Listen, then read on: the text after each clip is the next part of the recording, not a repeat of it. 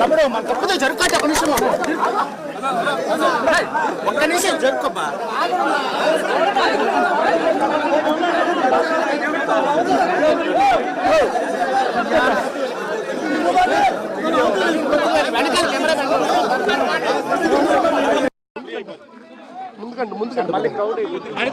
కొంచెం అవతలబండి బ్యారికేట్ల అవతలకి.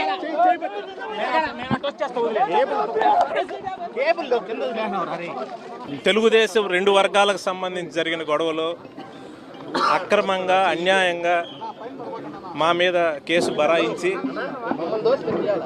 ఈ రోజుకి 99 రోజులు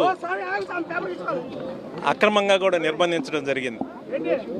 ఆ గ్రామంలో ఈ సంఘటన జరగడానికి ఒక నెల ముందు కూడా ఆధిపత్య పోరులో రెండు వర్గాలకు సంబంధించి ఇక్కడ గొడవలు జరిగినాయి. కన్సల్ట్ ఎస్పీ గారు కూడా ఆ గ్రామాన్ని సందర్శించడం జరిగింది. టోటల్గా కూడా ఆ గ్రామానికి సంబంధించి ఏం జరుగుతున్నది కూడా తెలుసు.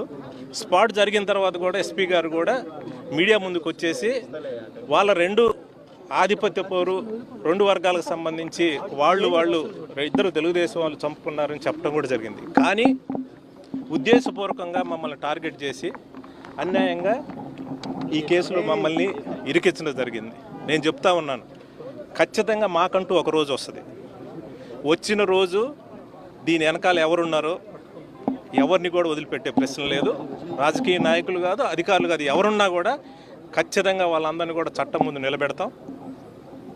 ఎవరైతే మమ్మల్ని మానసిక క్షోభ గురి చేసి ఈ రకంగా అన్యాయంగా కూడా మా పార్టీ పెట్టిన 15 సంవత్సరాల నుంచి కనీసం వాళ్ళ మొహాలు కూడా తెలియదు. మా ఆఫీసుకు కానీ మా దగ్గరకు కానీ వాళ్ళు వచ్చిన పరిస్థితి లేదు.